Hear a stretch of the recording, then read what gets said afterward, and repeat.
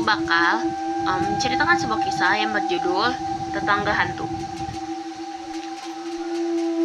Jadi ada seorang mahasiswa bernama Happy yang baru aja pindah ke kamar kosnya. Nah, mari kita mulai ceritanya ya guys.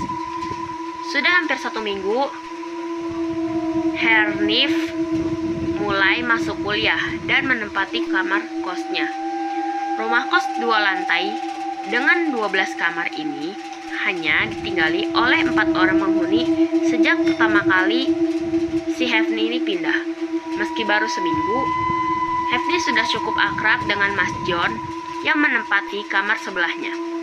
Mas John adalah mahasiswa teknik elektro semester akhir yang sedang menyusun tugas akhirnya.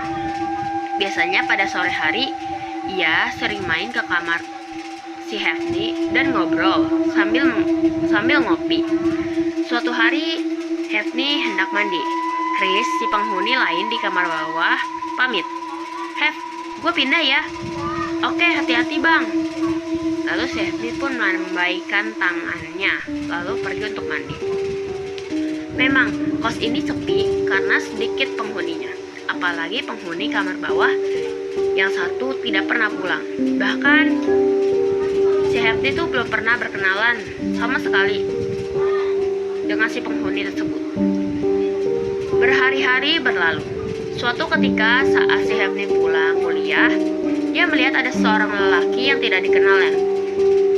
Didekatilah dia, lalu si Hefni ini bertanya, "Mas, kamu yang tinggal di kamar itu?" Iya, ini mau pindah tapi aku Arif." Dia menyodorkan tangannya. "Hefni, saya penghuni baru di kamar nomor 11. Ujabatlah tangannya.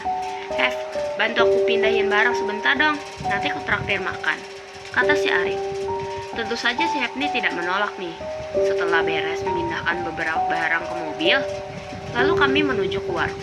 Di warung itu si Arif bertanya, "Aku nggak berani ngomong ini di sana.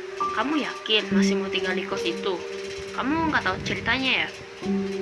"Iya mas, aku sudah bayar 6 bulan. Sayang uangnya kalau pindah-pindah," kata si Hefni. "Ada apa emangnya?"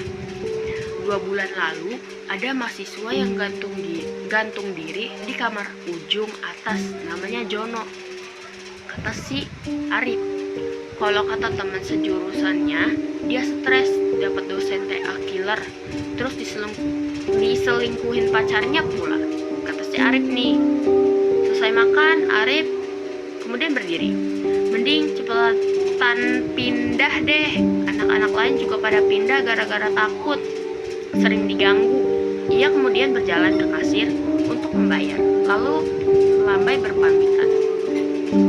"Kamar ujung, bukankah itu kamarnya Mas John?" pikir si Hefni dalam hati.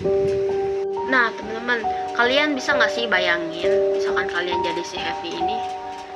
Si Hefni ini mulai curiga nih, kira-kira si Mas John ini manusia atau bukan ya? Oke teman-teman, segitu dulu aja cerita yang bisa aku sampaikan. Tungguin cerita-cerita seru lainnya hanya di channel Fragment Malam ya. Dadah.